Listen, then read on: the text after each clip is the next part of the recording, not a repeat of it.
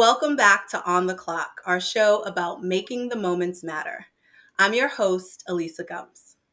Today, we're chatting about how we can make peace with our bodies instead of always feeling like we have to fix them, with fitness and strength coach Chrissy King, whose book, The Body Liberation Project, comes out next month. Chrissy, we're so excited to have you here on the Clock. How are you? I'm so good and I'm so excited to be here. Thank you for having me. I would love it if you could share your personal story because, like many of us, you didn't always have the best relationship with your body. Oh, I definitely did not. So for me, I came to fitness. Let me even backtrack before that. From the time I was like 13, 12 or 13, I have like journal entries of like wanting or going on diets and counting my calories like at a very young age. I remember my first like big weight loss was started when I was like in high school. I did the Atkins diet. I lost like 30 pounds. And that for me was like a time when I started getting a lot of acknowledgement from my peers after that weight loss. And so at that point, it really solidified for me that like people would like me better in a thinner body. And so I feel like from that point on, I was like kind of on a yo yo dieting thing for like the next 10 years. And the first time I joined a gym was literally with the intention of being skinny. That's what I told my trainer. I had no other interests. And so it took me a really long time to heal my relationship with my body. And one of the things that really set me on that journey was the realization that like even when I was in my leanest body as an adult, I was like very physically strong, I was very physically capable, I looked the best I had ever looked, by like traditional standards. I was still so miserable in my body, and I also felt like it was never enough. There was always something else I wanted to change. And so for me, that was the moment when I was really like, okay, I'm gonna have to fix something, because this idea that weight loss is going to be the thing that finally helps me feel good in my body is actually just not the truth. Yeah. And I think one of the things that so many of us overlook is that, like, it was a journey for us to not feel good in our bodies, and that, like, it's a journey to feel good. It doesn't happen overnight. So, what was that journey like for you embracing body liberation? And what was it that made it, like, finally start to click for you? Yeah. And it's so true. It really is a journey because we've all been conditioned from a very young age, and we still are every day getting messages about how to exist in our bodies, what's the in body, right? Like what we're supposed to look like. And so it truly is a journey. And when I think about body liberation, I really consider it something that never ends. It's like our relationship with ourselves is something we're always going to be working on. And so for me, what that looked like is I had this, what I call my rock bottom moment, when I was just like, I could be stuck in this cycle forever and I'm going to be miserable forever, or I need to start to work to fix and heal my relationship with body image. And so that started by like really small steps at first, right? So for a person like myself, I was hyper focused on over exercising. I was hyper focused on like counting everything, every food that I was eating, every morsel of food that was entering my mouth. So like I was really rigid about my lifestyle, right? And it was all in the name of health, but it wasn't really about health at all. It was about maintaining and shrinking my body. And so at first it was just like deciding that I'm not going to track all of my food that I eat, right? Or that I don't have to go to the gym 7 times a week. And even like making small changes like that felt really difficult in the beginning, but like slowly recognizing that okay, I can make these small adjustments, I can make these small changes and everything's still okay, was like really helped me on that journey. And then I really started to think a little bit deeper about, when we're thinking about our bodies, and so many of us have attached our worthiness to the way that we look. And so really starting to think about, okay, well, I know that I do in my heart know that I'm inherently worthy because I exist, not because of what I've looked like, but how can I really start to put that into practice in my life in meaningful ways? And also, where am I getting my worth from? So starting to think about those things and having those conversations. And I think I really started to kind of delve into like the body positivity space online. And it really helped me start to think about my body in different ways, that maybe I'm not just an ornament for decoration, that maybe the most important things about me aren't what I look like. And I read a really powerful book called The Body Is Not an Apology by Sonia Renee Taylor. She's a Black woman. And it really helped me open up my eyes to why I was having such a hard time with body image, and then also how I can start to work towards healing that relationship with my body image. some of the things that you just mentioned, the fact that when you lost your first like big weight and then you got all this like outside validation from people paying attention to you, or that when you started your journey and you made small changes and you were like, I could see that everything was going to be all right. So often like at that point, even though we feel like everything is going to be all right, we get like these outside voices and they're like, oh, but you're gaining weight. Oh, but you're slipping. Oh, but how did you deal while you were on that journey with sort of like the outside opinions? Yeah, that's such a great question and such a good point. And I think it's not even when you're on the journey, it's like even, when you've arrived at a place that you feel really good about yourself and you feel really good about your body, we still exist in a world that is steeped in diet culture and that's steeped in fat phobia. And so even though we come to a place of like self-love and self-appreciation, it doesn't mean that we're not going to still come in contact with people who don't understand, are not on the same thought process as us, or that will have thoughts and things to say about our bodies, right? And so I think that's what also makes it really challenging sometimes, is because we do exist in a world that has a lot to say about what we look like. And not even just us personally, we're living in a world where we're seeing like celebrity culture, people like Adele, Serena Williams, Lizzo, right? And the conversation is constantly about their bodies and what they look like. So we're living in a space and we're constantly inundated with this idea that people are going to have things to say about us. And so the reality is that people will have things to say about us, and that can be really challenging. And so I think one of the things I talk about in the book is also just like setting up boundaries for ourselves, right? And having difficult conversations with people around us that are not easy to have, but also are just saying like, listen, I understand that you may be coming to me and saying these things out of a place of care and love, but my body is not up for conversation or discussion, or I'd rather Mm. not talk about that. And just really setting those firm boundaries. And sometimes people respect them and sometimes they don't. Sometimes we have to have those conversations more than once. But I think it's really important to recognize that no matter how we feel about ourselves, we're still going to come up against other people. I have a whole chapter in here about dating, and that's a whole nother thing, right? Dating and and what other people's opinion about your body is going to be.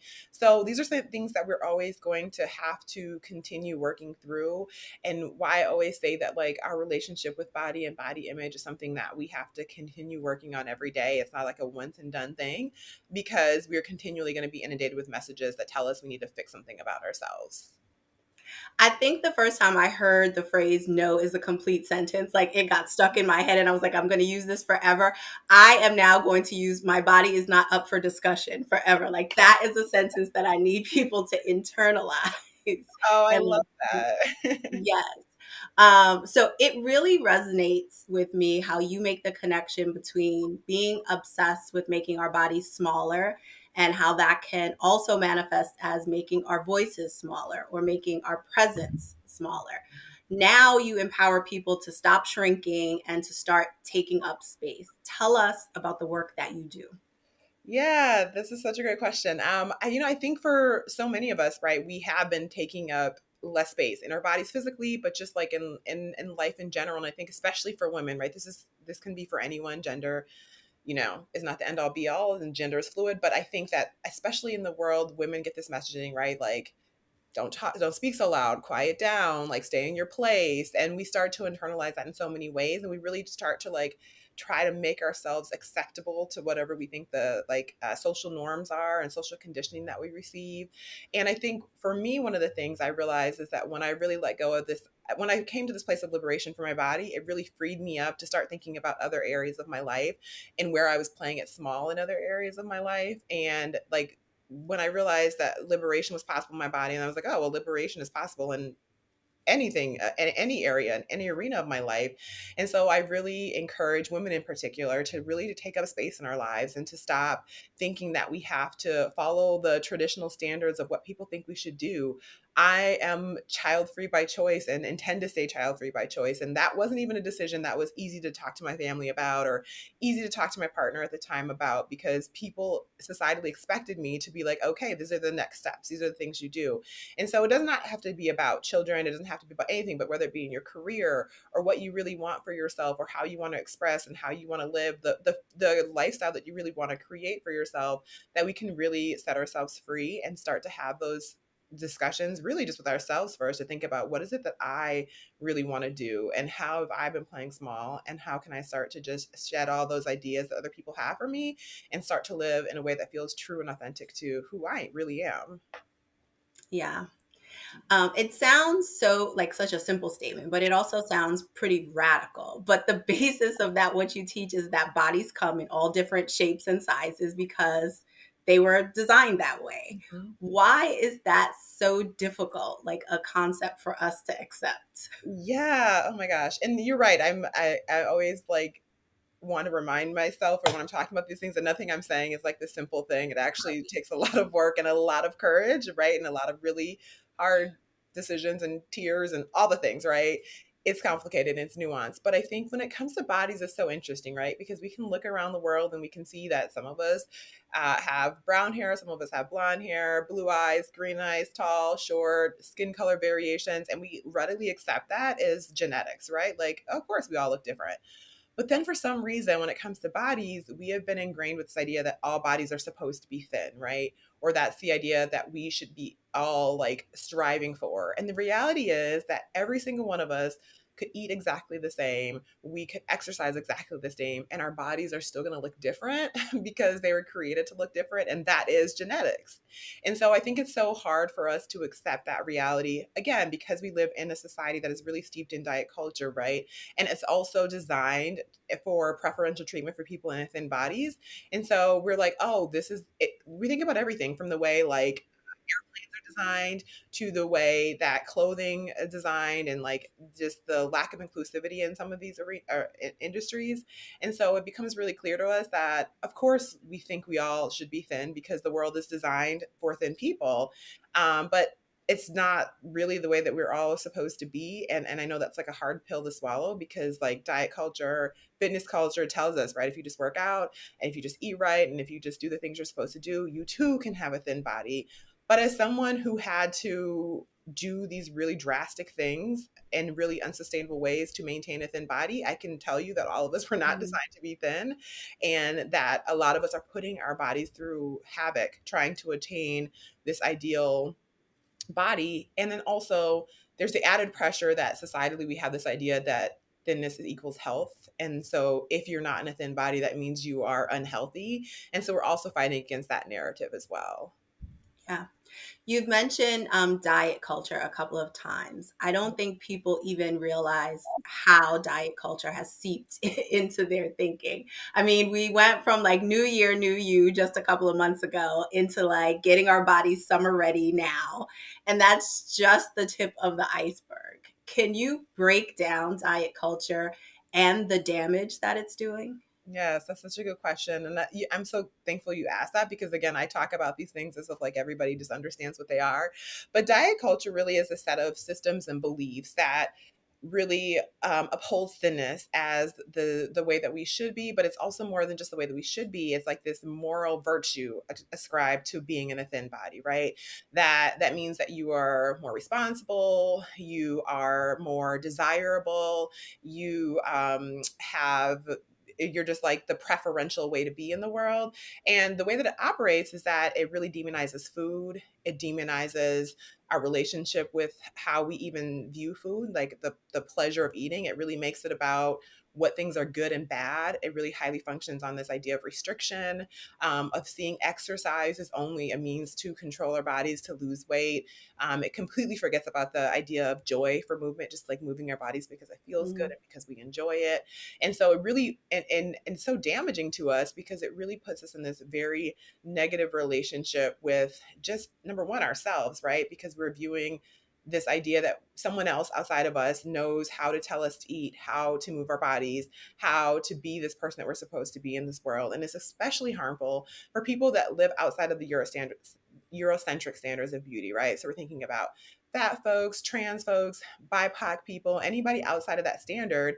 It's telling us that we need to adjust ourselves and be closer to this thing that's for a lot of us is very unattainable. And so for a lot of us, it completely destroys our image, our relationship with our body image. It destroys our relationship with food. It destroys our relationship with exercise. And for so many of us, we've been chasing after this thing, the diet culture, thinness, as a way to feel like we are acceptable in society, and that we are upholding, and even just not even just upholding, but that we are getting closer to the standard of what's considered beautiful in the world. Yeah, speaking of that, I was watching an interview that you did, and you were talking about Eurocentric beauty standards and how so many of us as Black women, and even before that, when we were just girls, digested what society was celebrating as beautiful. And we thought to ourselves, whether consciously or subconsciously, I can't be white, I can't be blonde, I can't be blue eyed, but maybe I can be thin. And so thinness became our proximity to beauty. That sentence was like mind blowing for me because, much like you know, ever since I was young, I have been steeped in diet culture. I remember my first diets and the many diets and all of those, but I never ever made like the association between diet culture and assimilation or diet culture and white supremacy. So tell us more about the relationship between diet culture and racism. Yes, absolutely. So, for me, I grew up in the Midwest. I went to a school that was predominantly, it was white. Like there was like two other people of color, my brother and my sister, the only Black kids in the school, right? So there was just the three of us, and we were holding it down for all the Black folks. And at a very young age, right, like I couldn't put my finger on it because I didn't have the words I didn't have the verbiage or the understanding. But essentially, this desire for thinness was like, oh yeah, this is my way to be beautiful, right? Like I can't do a lot of, and I was also 5'8" in the third grade, right? Like I looked different from everyone. And so it's like I can't meet all these other standards, but maybe I can be thin. And that's the way I can be closer to this beauty standard. And so one of the things a lot of people are unfamiliar with is the idea of like thinness being related to racism. And this goes all the way back to slavery. Because if we think back prior in history, there are lots of times when living in a larger body was considered a good thing, right? It was a symbol of wealth and prosperity. It meant that you had access to have enough food to be able to live in a larger. So at one point in time, being in a larger body was not demonized, right? It was considered a good thing. But when we go back to slavery, and that's really where this idea of being in a larger body, being a bad thing was created. And Dr. Sabrina Strings has an amazing book called Fearing the Black Body, and she goes into this in so much detail. But essentially, during slavery, when you're trying to create a system of hierarchies, the white supremacy, like which bodies are valuable, which bodies are valuable, which bodies are better, which bodies deserve to be treated better. That's where this idea of thinness being an ideal and being in a larger body being a bad thing originated from, because enslaved people were in larger bodies. They were working in the fields, they had different physiques, and in a desire to be opposite of any of those things, this is where the idea that thinness was the ideal preferred way to be came from. And that's also when fatness became associated with being lazy or being stupid or being unmotivated, not worthy of respect. And we have just never, so that's where it started. And we have just never come back or changed that idea since then. Wow. Like thinness as anti blackness. Thinness is anti-blackness, and it's like a hard pill to swallow, I think, because so many of us, even Black and brown folks, right, have these ideas about bodies and what bodies are valuable. But this is also like one of the ways when I talk about white supremacy, how it's like in every area of our lives in ways that we don't even realize sometimes. And so when we're thinking about unlearning white supremacy in our lives and decolonizing our minds about white supremacy and bodies, and unlearning, like Black folks, we have unlearning to do as well, because it's seeped into so many of the ideas that we have as well. Yes, decolonizing our minds. It's one of the phrases that you use as ways to like categorize chapters in the book, and the phrase itself is so provocative. Can you just like break that down? Yeah, I mean, again, we've talked about a lot of this, but I think when we're talking about decolonizing our minds, it's like all of us, and I really do believe when I say all of us, myself included, I'm still working to unlearn so many narratives that I have about bodies, right? Again, this idea that our size of our body means that something about our health, right? Or that we can look at a person and determine by the way their body looks if they're healthy or not. And so this comes into like simple ways that we think about things. So, for example, you see someone in a larger body and they're consuming what you can see consider to be junk food, right? And so people feel really comfortable being saying like, oh, I'm not worried about your way you look, I'm just concerned about your health, and I think you need to eat better for your health. versus a thinner person considering consuming what we consider junk food. And we're like, oh my gosh, you're so lucky. I wish I could eat like that and not gain weight, right? And so we realize it's not about health, it's about the way the body looks. And we like to put it in these sneaky ways and say, oh, I'm worried about your health. But what, again, it's our own biases, right? We all have biases, and the bias is that you must be unhealthy because you are in this body. And so you need to change some things so you can be healthier. A thin person, oh, you're already thin, so that means you're healthy. And that's just not true. And the reality is we can't look at anyone and determine what their health is. And so it's just so many of these ways that if we really stop to think about the first things that come to mind when we're thinking about the bodies of our own or other people, so much of it is just really our own personal biases that we've been taught and conditioned. And so we really have to start to unlearn those things and like sit with those thoughts compassionately and start to peel back the layers like an onion, right? And then we start to realize, wow, we have a lot of decolonizing to do because so much of what we believe is just social conditioning. So the book is called The Body Liberation Project: How Understanding Racism and Diet Culture Helps Cultivate Joy and Build Collective Freedom. And really the thesis behind it is that it's about more than body positivity. It's about more than self-love, that there are systems in place. As we talk about racism and systemic racism, there are systems in place that make us feel bad about our bodies. Can you explain? Yeah. So, I mean, I've talked a little bit about racism, but the thing is, no matter who you are, if we exist in a body, we all at some point have felt bad about ourselves. Even people who are really close to the Eurocentric standard, right? They're really close to the standard, still are struggling with their body. And the reason is because there are systems in place, white supremacy being the overarching system, right? But then also like the patriarchy and all of these things that are really designed in my mind as it pertains to body is to keep people focusing their energy on what we look like, because when we're focusing all of our energy on what we look like and dieting and exercising, like we really don't have the space to do any of the other things in the world. And so no matter who we are, we've all been affected by this, and our body image has been affected by this from celebrity culture all the way down, right?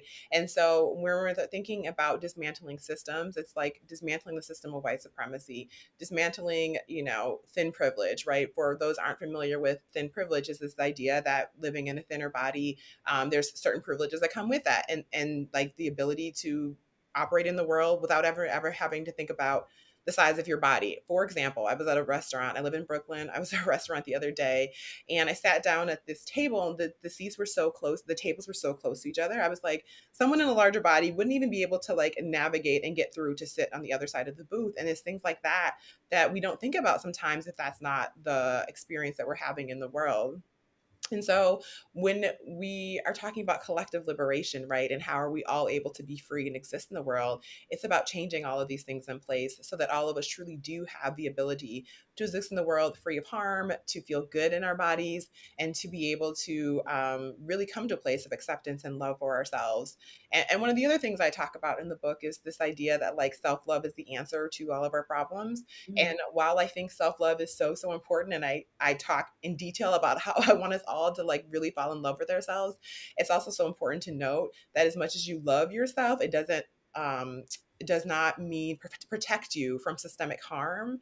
And so it's like, really, how are we working to dismantle all of these systems so that we aren't, so no matter what your body is, you are free to exist in the world without harm.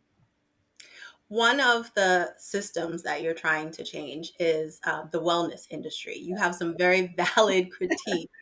One is that the wellness industry is selling us all a lie to keep us feeling like we're not good enough so it can profit off of our insecurities. And the other, of course, is about its lack of inclusion. What are some of the things you're doing to create a healthier and more diverse wellness industry?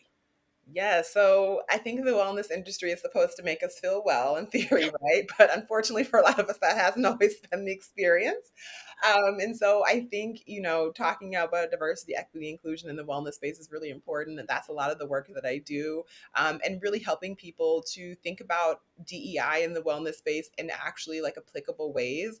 Because I think one of the things that has been frustrating for a lot of BIPOC, Black folks, Brown folks, is that, post George Floyd, everyone was like on board with DEI, especially in the wellness space, right, in ways that I had not seen before. But when it comes down to like actually how are we doing this practically, besides just like, oh, I'm going to have a diversity panel, and it's like, okay, but what is that doing to actually change the narrative and change the systems in place? And how are we working to really, like, when we're thinking about, equity, meaning diversity, inclusion, and equity, meaning like how are we putting those things in place from the top down, right? So who's in leadership positions, like who are the decision makers, like how are, even like wellness and wellness influence and creators, like how are they being paid equitably, like all of these things Mm. are things that are really important when we're talking about how are we doing these things practically. And so, and really understanding like the ways in which white supremacy operates in all of these spaces too, from who gets the opportunities to who gets, VC money funding to start organizations, to who is then the board of directors for all of these organizations. And so, like, how are we actually putting metrics in place to measure the things that we say we're doing? And how are we actually doing those things in meaningful ways? And then really challenging everyone within the wellness industry to really do the work of anti racism and do the work of unlearning white supremacy, which, I think, everyone likes to say those words, but when we talk about it and what it means practically, it's not warm and fuzzy work. It's like actually really challenging. It's really nuanced. It's going to push you to change in ways that feel really difficult. But doing those difficult things is the work. It's not like the reading of the books and the putting on of a panel. It's like making the hard decisions behind the scenes. Yeah. We've explored a lot of how we got where we are, but I want to leave the women watching with some things they can do about it. Your mission is to help people love and appreciate their bodies. What are some tangible ways we can all do that? I mean, this is a big question. And I think that I always like to preface this by saying there's no like five simple steps, but there are some ways that we can start to put these things into practice. And I think the one thing is, I always encourage people to, number one, treat ourselves with like compassion and kindness and gentleness when we're on this journey of liberation. Because I think for a lot of women in particular, it's really easy for us to like nourish the people in our lives and treat the people in our lives with kindness and care, but we are most critical of ourselves. And one of my favorite things to always remind people of is like the relationship we have with ourselves is truly the most important relationship we could ever have, because we are the only person that we are spending every day, every minute of every day with. And so we deserve the love, compassion, care, and kindness that we show to our partners, to our children, to our friends, to our peers. Like, we deserve to be treated that way. And so no matter how you're feeling in your body today, I challenge people to treat yourself with compassion and tenderness and speak to yourself like you would speak to your loved ones, right? It's like really easy for us to say these disparaging things, to speak really harshly to ourselves in a way that we would never do to other people. And so I challenge people that when you start to see yourself talking to yourself in really harmful ways, that you work to switch that narrative and show yourself the love that you show others. So that's number one. Number two, one of the things that I talk about in the book is that the body positivity, mainstream body positivity space, one of my like qualms about it is that it makes it seem like really easy to just love yourself and just like accept your body. And we see these like messages on social media with people in like swimsuits and just like hashtag love yourself or self-love, and it's really not that simple. And if it was that simple, I think we all would be doing it already. And so I think if you're in a place where you're really struggling with body image, I encourage you not to push yourself to be like, to look in the mirror and tell yourself you love everything about it if it's not true, because that's really not helpful. It actually, in a lot of ways, can make you feel like more of a failure because you can't even achieve that. So what I do encourage people to do is, instead of trying to get to your place where you just like love everything about yourself, get to a place where you can be more neutral about your body, right? Where you can be like, okay, this is the way I look today. This is the body that I exist in today. And you don't have to be harmful and say these disparaging comments, but you also don't have to jump to the other side and be like, I love everything, when nothing in you feels that way. So I think that's another thing. And then the third thing I always say is, especially over the last couple of years, right? Going through COVID and going through all these really difficult things, where a lot of our bodies changed during that time, right? Because we were like living a different lifestyle. It can be really easy to be hard on ourselves for how our body changed. But what I encourage people to remember is that we're still here and we're still alive and we're still thriving. And that in itself is a miracle. And like, our bodies get us through so much, right? It gets us through chronic illness for some of us birth children, some of us deal with depression, like so many things. And the fact that we are still here and alive and existing, that our body is still carrying us through all these life events, is in itself magic. And I know it can be really easy to like forget that sometimes, but I think that I encourage us all to remember, like, for one, life is short, time is fleeting, none of us are promised anything. And what a tragedy it would be to spend the best moments and days of our lives worrying about how we don't like the way we look or obsessing about losing weight, instead of just really being here and cherishing these moments. Because at the end of our life, the things that our friends and our family members are going to remember is not like how great we looked or the summer we had these six-pack abs. They're going to remember the memories we shared, the laughs we had, and the experiences we had. So holding on to that and focusing on that can really be so helpful. This has been so eye-opening. Thank you so much, Chrissy, for sharing the unique ways you're helping people make the most of the time we've been given by helping us feel good in and about our bodies.